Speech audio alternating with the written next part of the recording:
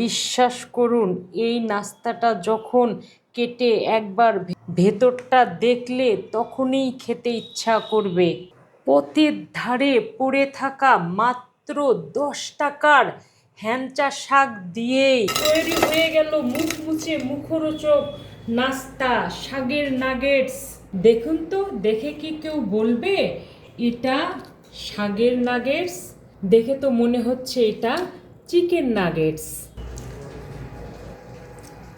দেখুন তো কত ক্রিস্পি হয়েছে, একদম মসমস করছে। ভেতরটা দেখুন, একদম জুসি, অসাধারণ। এরকম করে সস দিয়ে যখন মুখে দেবেন তখন মনে হবে অসাধারণ একটা নাগেটস খাচ্ছি বা স্ন্যাক্স খাচ্ছি। ভেতরটা একটু সবুজ সবুজ দেখাচ্ছে, এত সুস্বাদু হয়েছে। আপনারা যখন খাবেন তখন আমার কথা মিলিয়ে নিন, খেয়ে একদম অবাক হয়ে যাবেন। আপনারা চাইলে যে কোনো শাক দিয়ে এই নাগেটস তৈরি করতে পারবেন, একদম সবাই চেটে পুটে খাবে। এই নাগেটস টিফিনে দেওয়া যাবে, ভাত দিয়ে খাওয়া যাবে, পোলাও দিয়ে খাওয়া যাবে, বিকালের স্ন্যাক্স হিসেবে খাওয়া যাবে। নাস্তাটি কিন্তু অসাধারণ। পুরো ভিডিওটা দেখলে বুঝতে পারবেন, একদম পানির মতো সহজ করে তৈরি করেছি। আত্মীয় স্বজন বন্ধু বান্ধব যাকেই খাওয়াবেন সেই বিশ্বাসই করতে পারবে না এটা কোনো সস্তা শাকের নাগেটস। আশা করি এই রেসিপিটি আপনাদের ভালো লাগবে। ভালো লাগলে আমার চ্যানেলটি সাবস্ক্রাইব করে ভিডিওটি লাইক কমেন্ট শেয়ার করে আমার সঙ্গে থাকবেন। চলুন দেখে আসি সস্তা শাকের এই অসাধারণ রেসিপিটি। বিসমিল্লাহির রহমানির রহিম। দেখতে পাচ্ছেন শাক কিন্তু পথের ধারে হয়, এটা কিন্তু বপন করতে হয় না। রাস্তাঘাটে বা পুকুরের ধারে, নদীর ধারে এই শাকটা বেশি দেখা যায়। শাককে সবাই হ্যাংচা শাক বলে। আমি বিভিন্ন অঞ্চলে হয়তোবা বিভিন্ন নামে ডাকে, কিন্তু এই শাক সবখানেই পাওয়া যায়। এখন আমি এই শাকগুলো বেছে নেব। এই মোটা অংশটা ফেলে দেব, পাতার অংশগুলো নেব।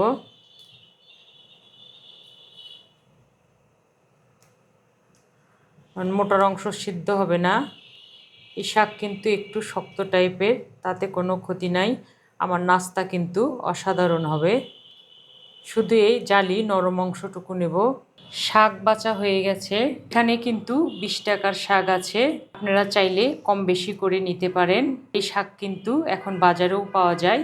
শাকগুলো এখন আমি পরিষ্কার করে ধুয়ে নেব, তারপরে চলে আসব। শাক ধোয়া হয়ে গেছে, শাকগুলো এখন আমি সিদ্ধ করে নেব। শাক সিদ্ধ করার জন্য কড়াইয়ে নিয়েছি পরিমাণ মতো লবণ দিলাম।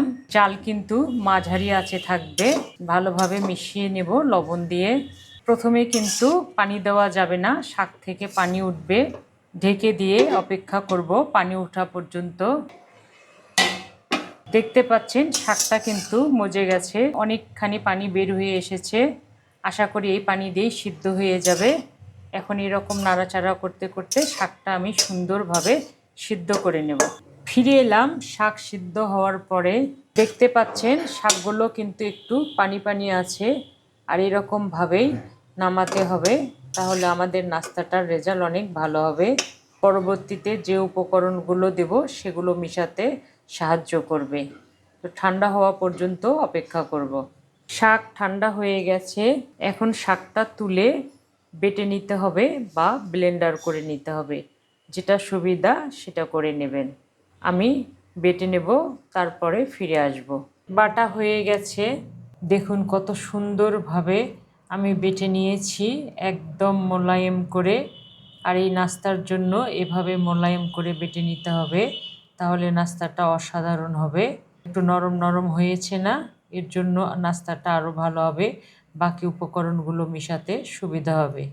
আমি বাকি উপকরণগুলো ধাপে ধাপে মিশিয়ে নেব নাস্তাটাকে আরও সুস্বাদু এবং ক্রিস্পি করার জন্য। প্রথমে বাহিরের অংশটা ক্রিস্পি করার জন্য হাফ কাপ সুজি দিলাম, হাফ কাপ ময়দা দেব। ময়দা দিলে বাইন্ডিংটা সুন্দর হয়, সহজে ভাঙে না। প্রথমে এই উপকরণগুলোর সঙ্গে সব কিছু ভালোভাবে মিশিয়ে নেব। আর শাকের যে মিশ্রণটা ছিল সেটা 1 কাপ হয়েছে। সব কিছু ভালোভাবে মিশিয়ে একটা ডো তৈরি করেছি। দেখতে পাচ্ছেন একটু নরম নরম হয়েছে, কারণ এর ভেতরে সুজি আছে। এটা অ্যাক্টিভ হয়ে গেলে পরে এটা আর একটু শক্ত শক্ত হবে। সব কিছু অ্যাক্টিভ হওয়ার জন্য 10 মিনিট রেস্টে রাখলাম। ফিরে এলাম জাস্ট 10 মিনিট পরে। কতটা মোলায়েম হয়েছে, হাতে কিন্তু ভরছে না। তার মানে সুজি ময়দা সব কিছু সেট হয়ে গেছে সুন্দরভাবে। এখন নাস্তাটাকে সুস্বাদু করার জন্য কিছু উপকরণ মেশাবো। 2 টেবিল চামচ পেঁয়াজ ব্রেস্তা আছে, একটু ভেঙে দেব। দিয়ে দিলাম কাঁচামরিচ স্বাদ অনুযায়ী, সামান্য মরিচ গুঁড়া স্বাদ অনুযায়ী, সামান্য গোলমরিচ গুঁড়া স্বাদ অনুযায়ী, ধনে গুঁড়া 1 চামচ, জিরা গুঁড়া 1/2 চামচ, গরম মশলা সামান্য। এখন মশলার সঙ্গে সব কিছু ভালোভাবে মিশিয়ে নেব। একদম সুন্দর করে মেশাতে হবে। মশলা আর নাস্তার মিশ্রণটা যেন সুন্দরভাবে মিশে যেয়ে একদম মোলায়েম হয়ে যায়। এই নাস্তাটা যে এত সুস্বাদু, আপনারা যখন তৈরি করবেন তখন এর ঘ্রাণেই সবগুলো খেয়ে ফেলবেন ইনশাল্লাহ। আর বলুন তো, আমার রান্না কি একেবারেই খারাপ? আপনারা যে সাবস্ক্রাইবও করেন না, দেখেন না। অন্য কেউ যদি সাধারণ একটা আলু ভর্তা দেয়, তাও দেখি লাখ লাখ কোটি কোটি ভিউ হয়ে যায়। হয়তো আমি এখনও সেখানে পৌঁছাতে পারিনি, আর পারবো কি না জানি না। তবে আপনারা যদি আমাকে একটু সাহায্য করেন, তাহলে ইনশাল্লাহ আমিও হয়তো একদিন এগোতে পারি। আপনাদের সাহায্য ভালোবাসা ছাড়া আমি কিন্তু এগোতে পারবো না। আপনারা আমার পরিবার, তাই আমার পরিবারের কাছে আমার একটু আবদার থেকেই থাকে। ভালোবাসার মানুষের কাছেই মানুষ যত আবদার করে। আর একটু মেখে নেব। ম্যাগি মশলা দিতে ভুলে গিয়েছিলাম, একটা প্যাকেট দিলাম। স্বাদটা আরও সুন্দর হওয়ার জন্য 1 চামচ চিনি দিলাম। আপনারা চাইলে 1-2 চামচ টমেটো সস দিতে পারেন, তাহলে এই নাস্তাটা আরও সুস্বাদু হবে। এখন আবারও সব কিছু মিশিয়ে নেব ভালো করে। সব কিছু যেন একদম ভালোভাবে মিশে মোলায়েম হয়ে যায়। নাস্তার ডোটা আমি ভালোভাবে মেখে নিয়েছি। এখন এটা সরিয়ে রাখবো। আমি একটা প্লেট নিয়েছি, সামান্য সাদা তেল দেব যেন উঠাতে গেলে নাস্তাগুলো সহজ হয়। তেলটা আমি সুন্দরভাবে ছেট করে নিয়েছি। নাস্তার ডোটা দিয়ে দিলাম, হাত দিয়ে চেপে চেপে নেব। এই নাস্তাটা কিন্তু একটু মোটা করে করতে হবে, তাহলে দেখতেও খেতে অনেক সুন্দর লাগবে। এভাবে চেপে চেপে নেব। হাত দিয়ে চেপে নেওয়ার পরে স্প্যাচুলা দিয়ে এরকম করে চারকোনা করে একটু ছেট করে নিয়েছি। নাস্তার এই প্লেটটা আমি ডিপ ফ্রিজে 15 থেকে 20 মিনিট রাখবো ছেট হওয়ার জন্য। এর মধ্যে আমি বাকি উপকরণগুলো রেডি করে নেব। কোটিং করার জন্য একটা বাটি নিয়েছি, 1/2 কাপ ময়দা দিলাম, 3 টেবিল চামচ সুজি দিলাম। ওপরের কোটিংটা আরও ক্রিস্পি হবে। এখন এর ভেতরে সামান্য সামান্য করে কিছু মশলা দেব। সামান্য জিরা গুঁড়া, সামান্য ধনে গুঁড়া, সামান্য গোলমরিচ গুঁড়া, সামান্য মরিচ গুঁড়া, পরিমাণ মতো লবণ, সামান্য গরম মশলা। প্রথমে শুকনো উপকরণগুলো ভালোভাবে মিশিয়ে নেব। এখন পানি দিয়ে একটা ব্যাটার তৈরি করব। প্রথমে অল্প করে পানি দিলাম, যেহেতু সুজি আছে। ভালোভাবে মেখে নেব। আর একটু পানি দেব।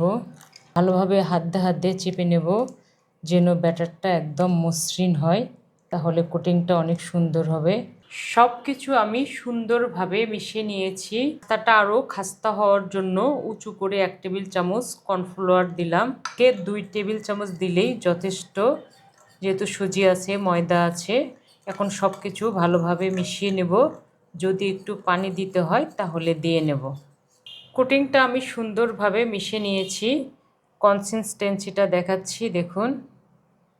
হাতের সাথে এরকম লেগে থাকবে, ঘনও না পাতলাও না, মিডিয়াম। এখন এটা সরিয়ে রাখবো।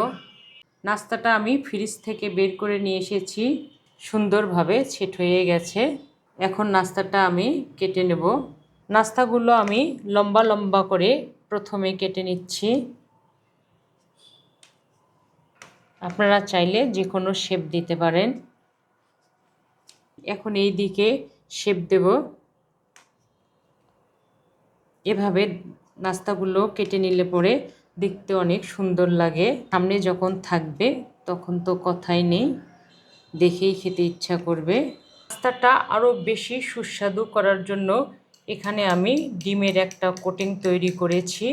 এই কোটিংয়ের ভেতরে আমি কিন্তু অল্প অল্প করে সব মশলা দিয়েছি, যেগুলো আমি আগের ব্যাটারে দিয়েছিলাম। নাস্তাগুলো আমি একটা একটা করে এখন তুলে নেব। প্রথমে ডিমের কোটিং করে নেব।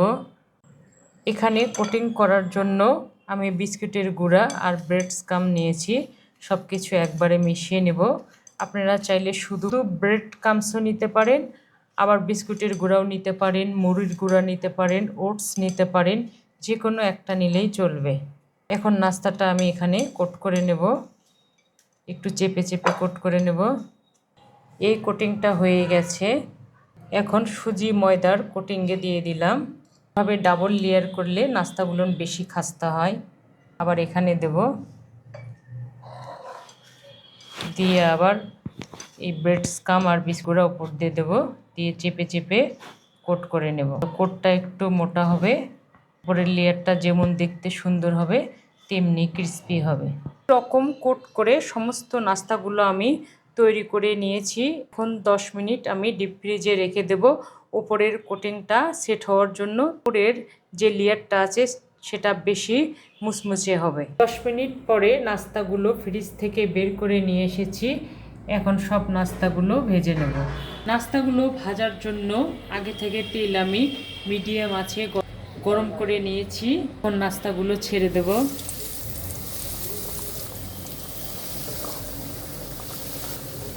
একবারে কিন্তু বেশি দেওয়া যাবে না, তাহলে ভেঙে যাবে।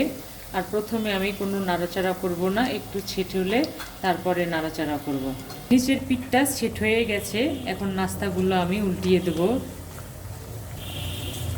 একটা করে উল্টিয়ে দেব। এই নাস্তাগুলো খেতে যা অসাধারণ লাগে, তৈরি করার পরে ডিপ ফ্রিজে রেখেও এই নাস্তাগুলো বহুদিন পর্যন্ত খেতে পারবেন।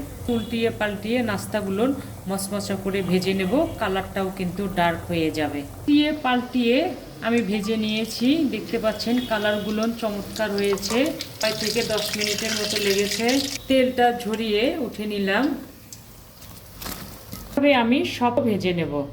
সবগুলো ভাজা হয়ে গেছে, এখন উঠিয়ে নেব। তেলটা একটু ঝরিয়ে নেব।